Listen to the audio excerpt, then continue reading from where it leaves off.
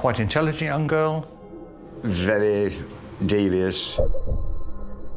Plodding through life in the 60s. She was all for herself.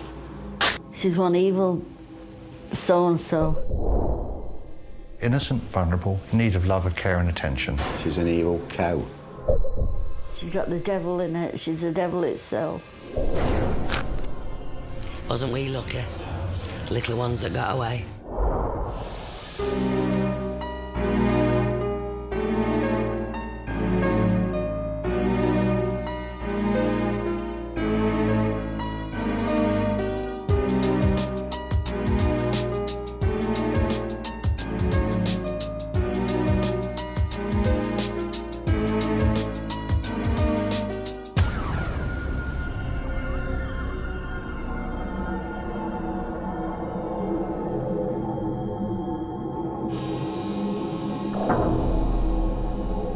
The crimes committed by Moore's murderer, Myra Hindley, shocked the nation. Hindley has been demonized as the most evil woman in Britain. With her lover, Ian Brady, Hindley took part in the abduction, sexual abuse, torture and murder of 5 innocent children. She was sentenced to life imprisonment.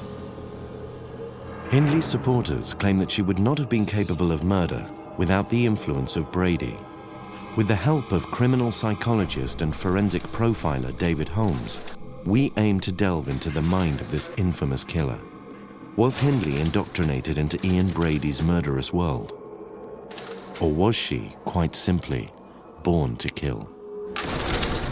When it comes to the born to kill argument, Myra Hindley is very interesting because she is actually reputed to have had a very normal childhood and then have met this very macabre stranger who then transformed her life into one of evil. Now, that is a very simple story which requires further examination.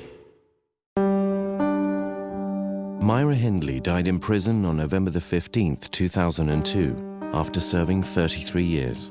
She was 60 years old. Myra and Ian might have carried on torturing, sexually assaulting and killing children if it had not been for one man, David Smith, and his confession at Hyde Police Station on October the 7th, 1965. David had witnessed Ian brutally murdering their 5th victim, Edward Evans. The final murder they committed was that of Edward Evans. He was a teenager, and Brady and Hindley had met him on Central Station and persuaded him to come back to the house with them. Myra said that Ian picked him up for gay sex. They brought Edward Evans back, and the next and most interesting thing about this death, and the thing that actually stops the whole cycle of killing, is that Ian told Myra to go and fetch David Smith. David Smith had the reputation of being a neighborhood hardman. He'd started dating Myra's sister, Maureen. They got married and moved to the nearby Hattersby estate, close to Ian and Myra. The 4 of them spent a lot of time together. David was impressed by Ian's right-wing views. Slowly, he became indoctrinated into Ian's perverse view of life. Myra went and brought David Smith and brought him back to the house, whereupon Edward Evans was murdered in a very, very brutal fashion. He was much bigger, it was much harder to kill him, there was blood everywhere. It was a very, very nasty death. Brady had been grooming Myra's brother-in-law for several months and was confident he could trust the 17-year-old to not only keep a secret, but also to become actively involved in their murderous plans. But Brady miscalculated David. Eventually, Edward Evans was killed, and his body was parcelled up and wrapped up, and they took him upstairs with great difficulty and locked him in a bedroom. How much David Smith was involved in the actual killing, he says not, but he said he had to do certain things because Ian was controlling it and forcing him to. He said he had to do what he had to do, clean up and help Myra and Ian that night, and he had to help them to do everything to save his own neck. Then he went back home and told Maureen what happened. With a large carving knife to protect them, they went down to the phone box and they phoned the police, and they stood in that phone box until the police arrived, and the pair of them were really, really terrified and horror-struck. David Smith gave an account of what had happened on that evening.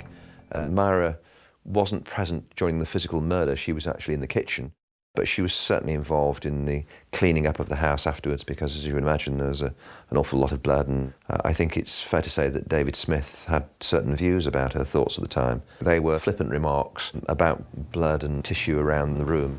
The crime scene of the murder of Edward Evans was a grossly blood-splattered affair, in the midst of which Myra Hindley was projecting herself as a laughing, gay, busy housewife, tidying up a normal domestic scene.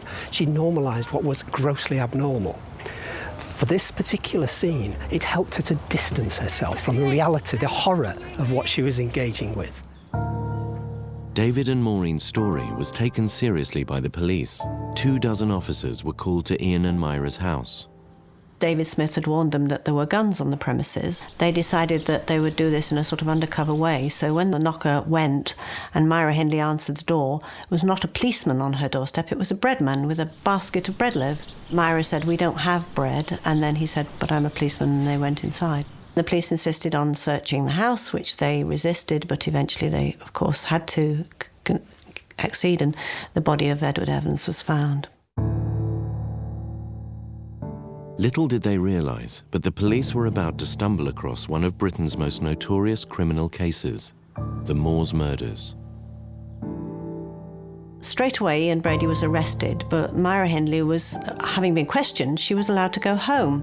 They didn't believe she was involved. However, because of David Smith's insistence that there were probably more murders involved, the police continued to investigate, and they searched the house very thoroughly. They actually found a list of, which Ian said was the planning for a robbery, and it had enigmatic initials on it, and one of them was PB. And eventually, down the spine of a prayer book, they found a ticket for a left luggage office at a station in Manchester. And they found out which one it was and claimed a suitcase back. Majority of serial killers take some form of trophy of their crimes away for them, whether it can be rings or it can be jewellery or it can be a hair. And it was in this suitcase that they found all the photographs and the tapes of Leslie Ann Downey's last few minutes on Earth. Brady and Hindley were not unusual. They had tape recordings of the torture and the murder and the pleadings of Leslie Ann Downey. 10-year-old Leslie Ann Downey had mysteriously gone missing from the area 6 months earlier. David Smith told the police that Ian had joked about burying children on the moors. Eventually, with the use of the photographs that had been taken of Myra with her dog and Ian up on the moors, they managed to actually find a place where they thought that they might fruitfully start digging for bodies. Myra was arrested and charged a few days after Ian. Her dog, Puppet, was also taken into custody because the police knew that if they could establish the age of the dog, they would be able to establish when some of these photographs were actually taken. A vet put the dog under a general anaesthetic and was trying to establish the age from its teeth. And tragically, Puppet died, and Myra Hindley was heard to scream around the police station, "Murderers!"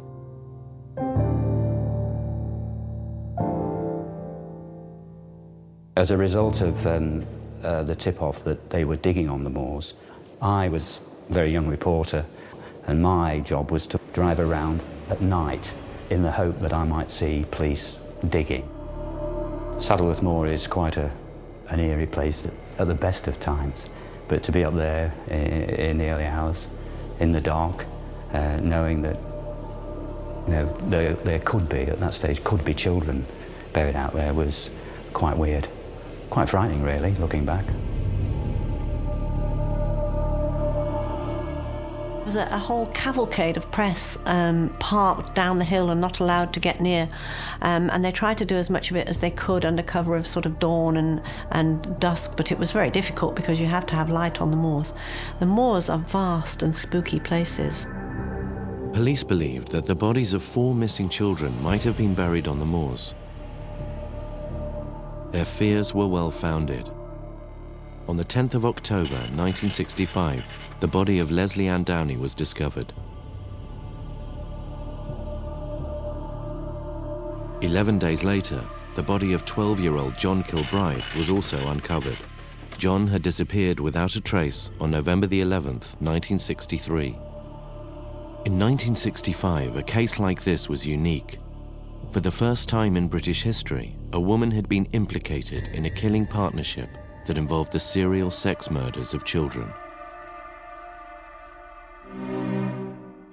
What had turned Myra into such a monster? Was it a question of nature, not nurture?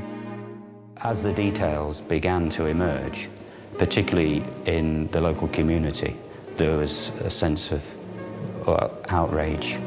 I think if some people could have got their hands on Myra Hindley and Ian Brady, they wouldn't be here today. It's quite difficult to comprehend what they got up to and got away with for so long. To satisfy the born to kill question regarding Myra Hindley, you have to examine the whole of the period of the killing, but perhaps more importantly, you have to examine the childhood and the aspects of childhood, and you're looking for little events that might say that this person was showing signs prior to the crime period of being born to kill. Had she not met Ian Brady, I'm absolutely convinced that Myra Hindley would in all probability have led a normal life. Ian Brady and Myra Hindley were sadosexual killers. These particular murderers become hooked on inflicting torture on their victims. Their pleasure is gained in a perverse game of cat and mouse, stalking, entrapment, and killing of their quarry.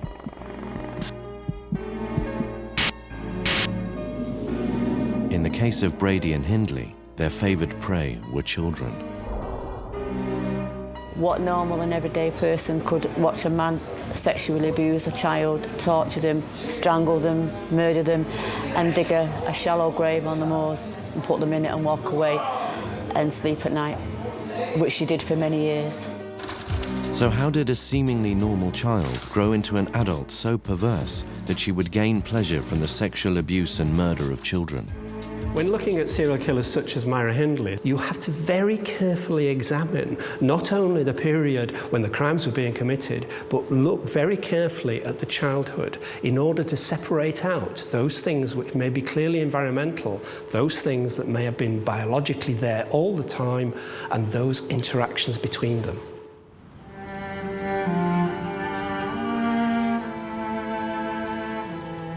Myra Hindley was born on Thursday, July the 23rd, 1942. Just another child in a world of terraced houses and factories in the poor working-class area of Gorton in Manchester, England. She was part of a close northern community. She knew everybody in the street. She knew the people at the shops. Everybody knew everybody. She went to the same school as all her friends. It was a very supportive, loving local community. Myra was the first child of Bob and Nellie Hindley. Initially a placid child who was no trouble. When her sister Maureen was born 4 years later, the situation changed. Mr. and Mrs. Hindley found bringing up two children too difficult and sent Myra off to live with her grandmother. Some people try to make a lot of the fact that she didn't actually live at home with Mum and Dad, but she lived, in the next street with Grandma. The two houses could see each other from the bedroom windows, and she spilled between the two houses. It was a very, very loving life. Myra went to the local state school. She went to the junior school where she was bright and only narrowly failed her 11+. Granny was very susceptible to allowing her to have a day off if she wanted one, and Myra's attendance record was very poor. And had she gone, she probably would have passed for the grammar school. As it was, she went to Ryder Brow Secondary Modern. She was in the top class. She did extremely well. She was in that vanguard of youth culture, and she was very aware of it. It was the beginning of teenage as a phenomenon. Rock and roll was there, Beatles were coming. She changed her image slowly but surely. Thick makeup, like a Dusty Springfield. The hair got blonder. Big curls in the hair. The skirts eventually got shorter. Always had all the top fashions. Myra was fantastic. She peroxide blonde, always did very well for the lads. Myra had one friend of the opposite sex from quite early on, a little boy called Michael Higgins. She was quite taken with the idea that he had the same initials as her, and they used to hang out together, go everywhere together. She used to be sort of almost looked after him. Myra felt she'd made a lifelong friend. One sunny afternoon, Michael asked Myra to go swimming with him at the local reservoir. She was unable to go. Tragically, Michael drowned, an unfortunate event that local boy Lawrence Jordan witnessed. Michael Higgins came with some of his friends and they were swimming over that side. And then all of a sudden there was a flurry of excitement and one or two young kids running round saying, "I can't see him, I can't see him." Somebody must have dialed the police because 2 or 3 policemen came running up and we saw them diving. One child said, "There's somebody under the water." Somebody then shouted, "Oh, they got him." And I saw them bringing out this chalk white body. But you could see the whiteness of the body against the blue uniforms of the police. And his arms were outstretched almost in a crucifix. They hurriedly then put him in the mortuary van, and the van then passed us going out where you could get down to it there. The path came to there. It must have been really traumatic for Myra Hindley, because if she was a friend of his and she saw him being brought out, that would obviously stay with her for the rest of her life, because it certainly stayed with me.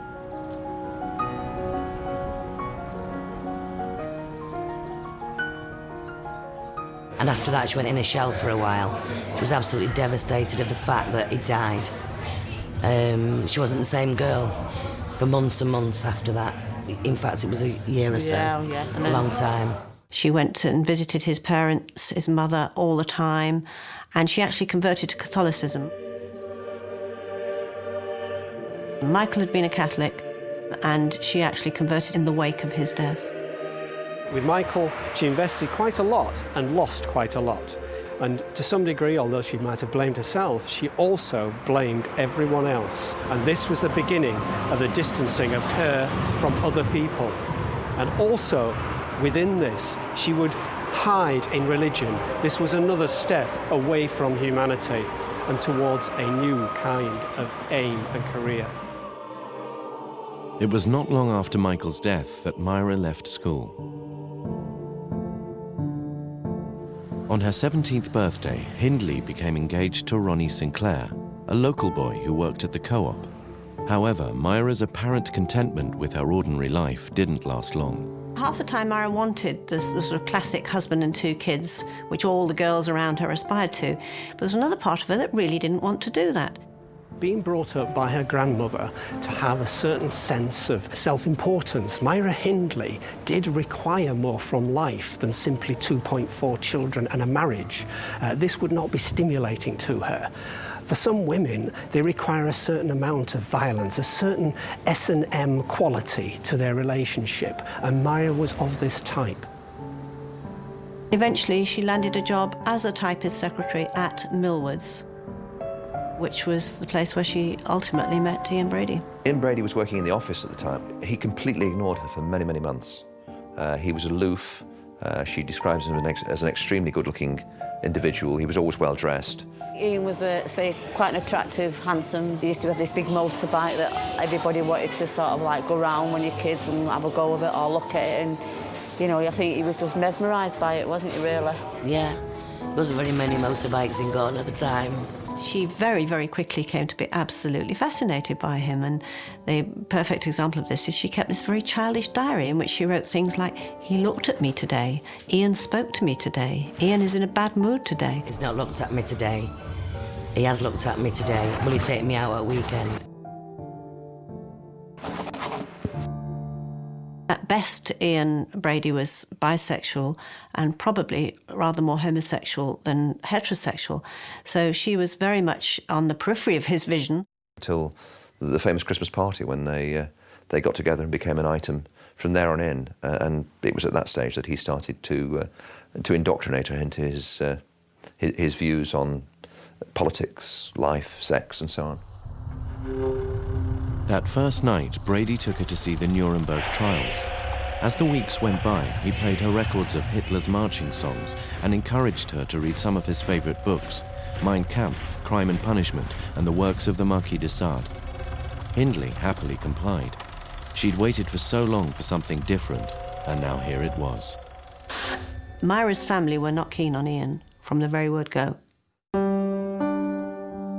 Ian's background had been more dysfunctional than Myra's. He was born in the centre of Glasgow as a result of an affair between his mother, a waitress, and a man whose identity we've never been completely sure about. And he was fostered when he was about 2 to a family who were living nearby. And they brought him up to the best of their ability. However, when he became a teenager, he began to get involved in crime. Eventually, the courts in Glasgow said that he had to go and live with his mother, and his mother at this stage was living in Manchester, so basically Glasgow shipped its problem out. Brady became Hindley's first lover, and she was soon totally besotted with him, soaking up all of his distorted philosophical theories. She went from this happy-go-lucky girl to not wanting to speak to anybody, not wanting to be with anybody. It was always you shout Auntie Myra, because, as I say, everybody was your auntie. You'd shout to her and she'd completely ignore you. She became involved in all his strange sadomasochistic sex. He didn't have a normal sexual appetite. Brady told Hindley there was no God, so she stopped going to church. When he told her that rape and murder was the supreme pleasure, she did not question it. Her personality had become totally fused with his. I don't think Ian was in love with Myra. I think it was just what he was doing, really. I think he was playing cat and mouse like he's done all the way along.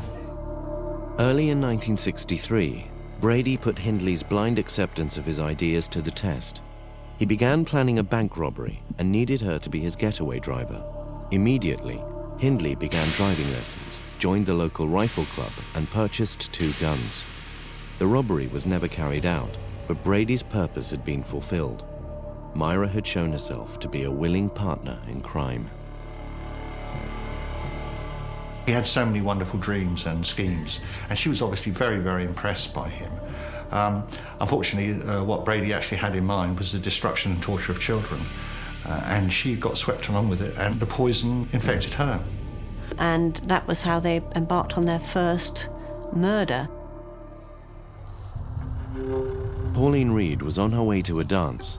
She'd left home dressed in her pink party dress. Myra knew her.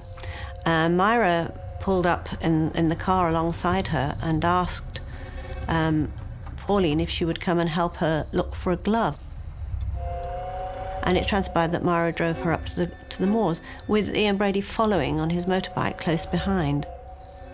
And what we do know is that Pauline got out of the car, presumably went to look for the glove with Myra, and that Ian Brady then came up behind and, as far as we know, hit her with a spade and killed her. And sexually assaulted her. For to kill Pauline and to walk around the community knowing that everybody was looking for Pauline and held her head high. She didn't even blink, nobody had an inkling or anything. Almost, Pauline was a dangerous one because they did have some connection with her. He knows that the way to do the murders is to pick up children because they're easy, Myra to do the picking up because that is much the easiest way of doing it, and to do children that they do not know. So that takes them on to meeting John Kilbride.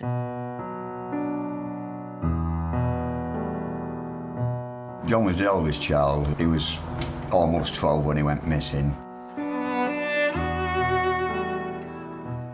The last time I saw my brother John was in 1963 on a Saturday morning as I got up.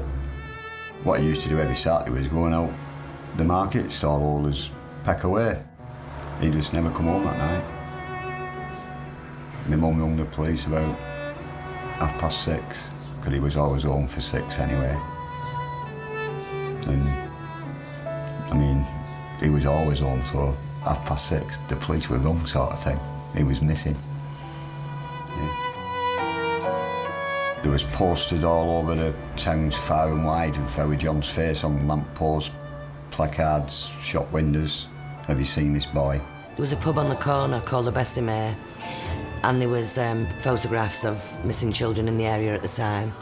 Have you seen these children? And she used to go to the bar and have a drink, knowing that them children was there, and knowing she knew exactly where they was. In their statement, they said they'd picked him up at Ashton Market. Well, Hindley had. She'd led him to Brady's car. And again, he was sexually assaulted.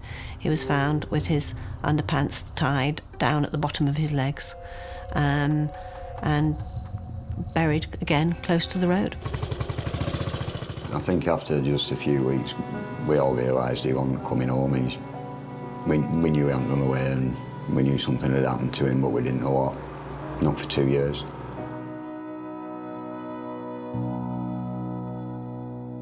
The role that Myra Hindley played was always one of the initial contact with the child. Sometimes Brady was absent and came along later, or on other occasions Brady was behind on a motorcycle and he was flashing the headlamp to tell her, there's one coming up now, stop and talk to this individual here. Last time I saw Keith on the 16th of June, 1964. Their method of abducting and killing children worked. Myra and Ian were driven to try it again. 6 months later, they chose 12-year-old Keith Bennett. He went to his grand's, or he should have gone to his grand's, and he didn't get there. He was walking down Plymouth Grove West, crossed Stockport Road and into one of the side streets. She seen him at the top end of the entry, so she went round and collared him and picked him up, said something to him, and he went in the car, no messing, because he thought he was doing a good turn for somebody.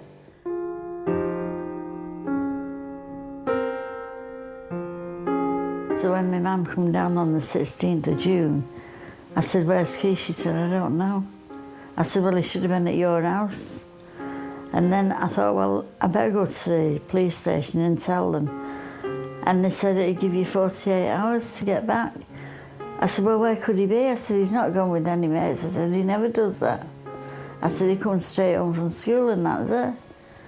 But he disappeared and that was it.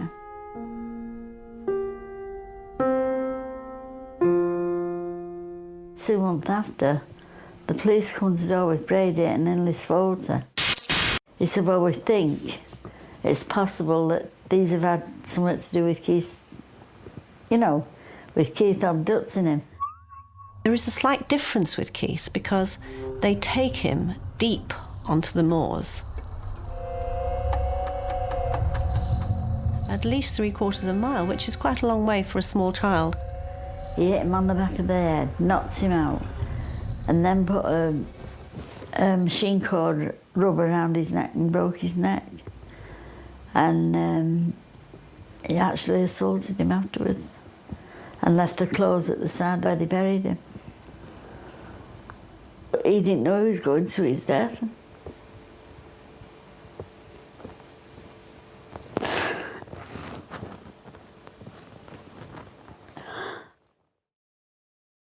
By this stage, Ian was living with Myra and her granny in Hattersley, which is an overspill town near Hyde, just outside Manchester.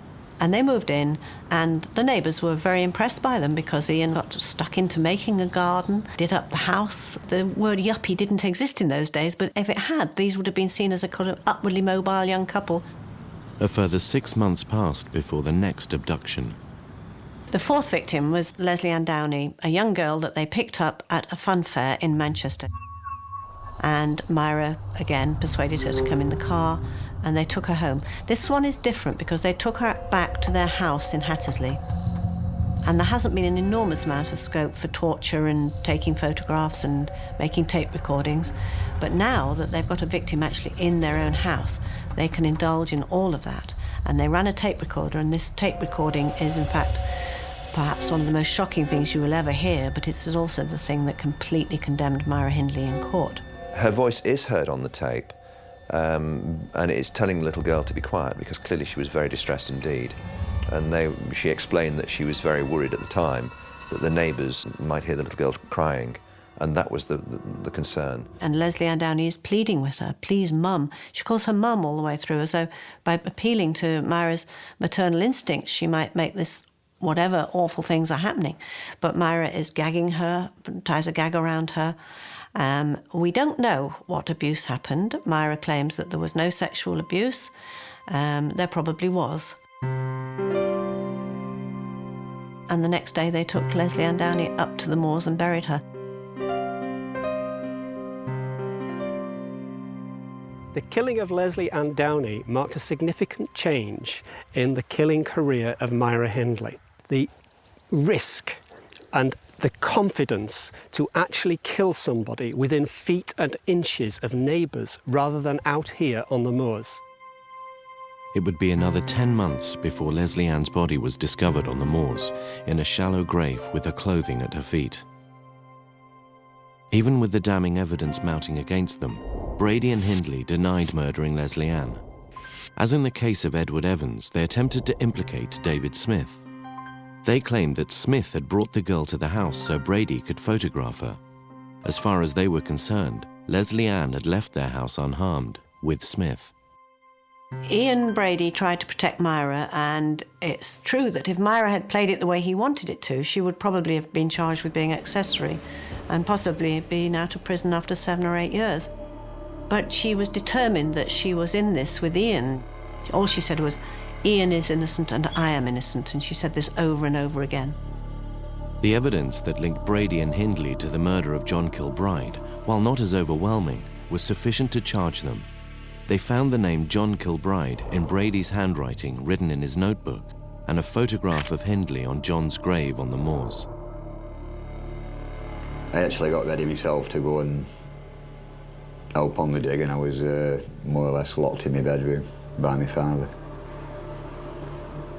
A couple of days after the police came with a shoe, my mum identified it as being John's, and they found John's body then.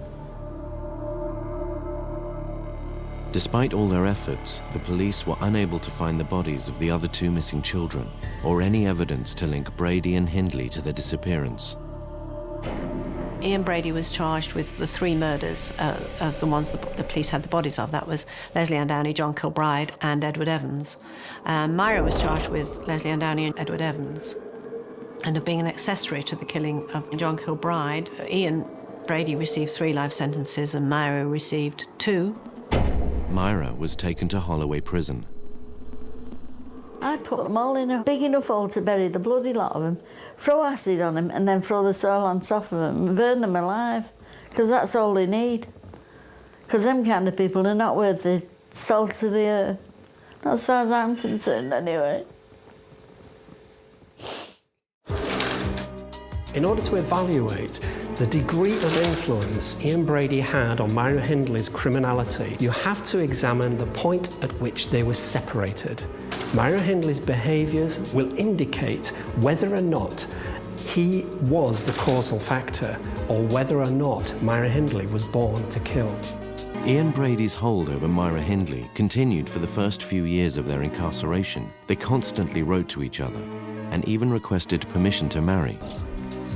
The rift that developed between them was gradual, stemming mainly from their differing responses to their imprisonment.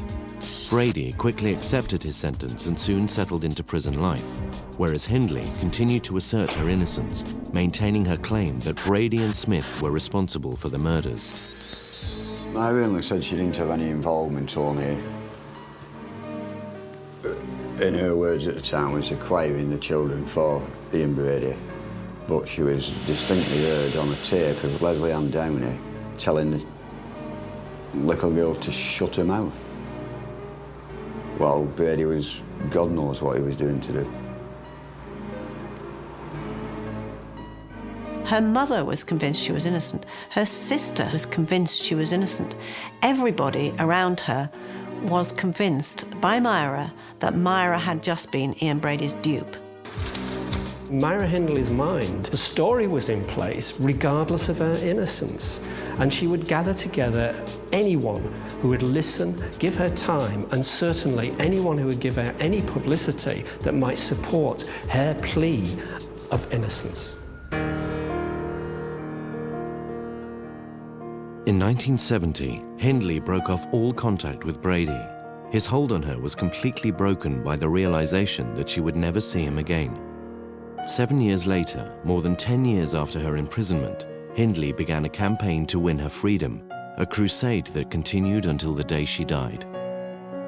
Brady's never actually applied for parole. He was willing to serve his sentence, but at least he knew what he'd done and he didn't want to come out of prison. Myra Hindley applied for parole on a regular basis, just to torment the families, as far as I'm concerned. Hindley's application for parole was delayed for a further 3 years.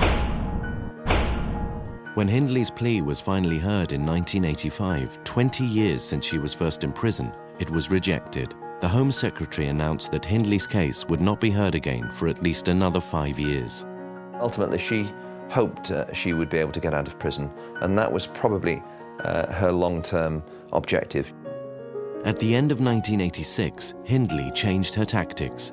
Instead of continuing to plead her innocence, she made a full public confession. A conjunction of people came together in Myra's life. She had a solicitor who was saying to her, unless you make a clean breast of everything, admit it, and then possibly down the line parole will be possible. At the same time, she was being counselled by Lord Longford to make a confession. She also received a letter from Winnie Johnson, the mother of Keith Bennett. When I wrote to her, she said she was very sorry that she couldn't help me in any way. She was watching out for Brady on the hill. And she wasn't, she was as bad as him. She watched them kids murdered and she watched them being raped. And at the same moment, because Ian Brady had made a sort of confession to a journalist, the Home Office ordered Greater Manchester Police to reopen the investigation. Well, the aim was to review the case and see whether there were any fresh lines of inquiry we could pursue with a view to, first and foremost, finding out where the two children might have been buried, and secondly, of course, gaining confessions. She now admitted both the knowledge of and involvement in all 5 murders, including those of Pauline Reed and Keith Bennett. She was cooperative right from the word go and said that she was prepared to point out to us areas of interest to Brady on Saddleworth Moor, which was really code for giving us a pretty good steer as to where bodies may be. When it emerged in the 80s that there could be 2 more bodies on the moors, and there was a likelihood of either Hindley or Brady turning up to try and pinpoint them, there was what you would call a newspaper frenzy. Many newspapers hired helicopters. I was up there. It was chaotic. She was very keen on trying to help us. I have no doubt about that at all. You have to realise that for Myra Hindley, this was actually keyed off by her lawyer saying that unless she did appear to the public as a reformed character, that her release would probably never ever happen. Therefore, can you disentangle her self-interest in doing this from any genuine apparent remorse that was revealed? She pointed out or identified the areas that we'd already been searching. It was not until the following spring that we actually started excavating those 2 areas. And of course, in the summer of the following year, we found Pauline Reed's body in one of the areas that she'd highlighted. And they found Pauline Reed. Now, I met her mother, and she's a lovely person, or she was a lovely person. And she used to always say to me, Winnie, they will find Keith. I know it, they've got to find him, and they will find him. He's been missing now for 41 years this summer. I doubt whether we'll ever find his body because they say that the landscape moves and changes in that time. And Keith's mum, Winnie, is absolutely obsessed by this. She says she can't rest until she lays her boy. She has even been up there with a spade in that forlorn hope that she could find her boy.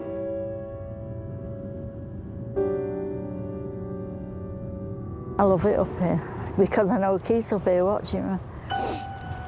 Other than that, I wouldn't come up, but I know he's up here and I know he knows I'm up here and he knows I'm putting flowers on the fence for him.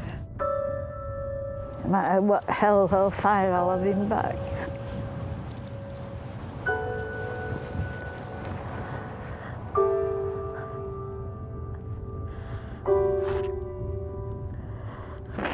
he shouldn't have been up here in the first place. I've been up on the moors quite a lot in my lifetime, and it's just not a nice feeling. It's not a nice feeling at all, but at least we have got our John where we can go and visit. Winnie Johnson still looking for her son. After 40 years, she's still looking for her son. Keith's body has never been found, but Hindley's confession has given his family some indication of how he died. Hindley had lured him into the car with a request for assistance in loading some boxes. Once at Saddleworth Moor, Brady had taken Keith down to the gully where he raped and then strangled him, burying him somewhere nearby. At the time of her confession, Hindley's solicitor expressed his belief that her chances of parole were greatly enhanced by her display of remorse. In 1988, she approached me to see if I could represent her at a time when she was making a number of important legal challenges to the High Court. And people said, well, look, Andrew, you've got to be careful. This is the most manipulative woman in the country. Be careful she doesn't manipulate you. Well, I've had many clients over the years seek to manipulate me. I can say Myra never did. Myra Hindley, as far as I could see, was an extremely clever and manipulative woman who managed to play the establishment to her own ends and draw people to her cause. The criminal justice system has always recognised that if you change and if you reform, you should be granted parole. All the experts were of the opinion that she had reformed. If you want to understand Myra Hindley, you have to compare her prison career with that of Ian Brady, who became a tortured man.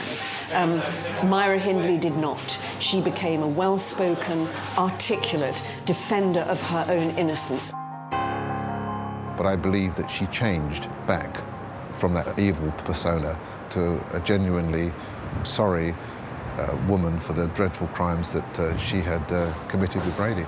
What she hoped to gain by applying for parole, I don't know, because she could actually have been charged with the murders of 2 more children. And this is what I'd have pushed for if she'd have got parole.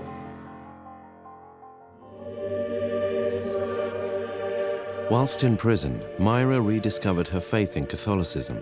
She continued to express remorse for her crimes.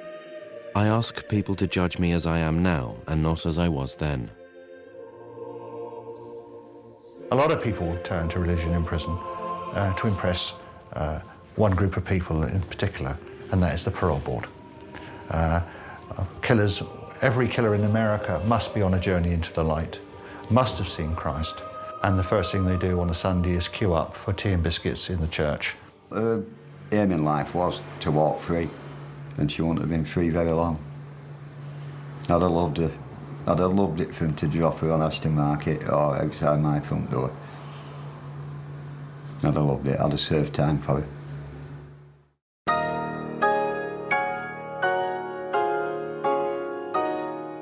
I'm certain in my mind that if Myra Hindley had never met Ian Brady, she would never have been involved in murder. She would have moved heaven and earth to do anything to please him. You could call it a tragic love story, but I don't think you could put the word love in this. Not when you think what they did. Without the influence of Ian Brady, it is very, very unlikely that Myra Hindley would have killed another person. However, her searching for a stimulating, exciting life may have ended up with her being with some drug dealer, some bank robber, who would give her an exciting life, but wouldn't necessarily have involved her in one-to-one killing. Just haven't got words to explain how I feel about her. That sort of thing just did not happen where we lived. On November the 15th, 2002, at the age of 60, Myra Hindley died from respiratory failure arising from a serious chest infection. She'd suffered a suspected heart attack 2 weeks earlier. She's got the devil in it. She's the devil itself. In this particular instance, Myra Hindley was not born to kill, but she was placed in a circumstance where an element that she was born with enabled her to continue and kill. Who's to say she could be here? Maureen, David, all of them could be here.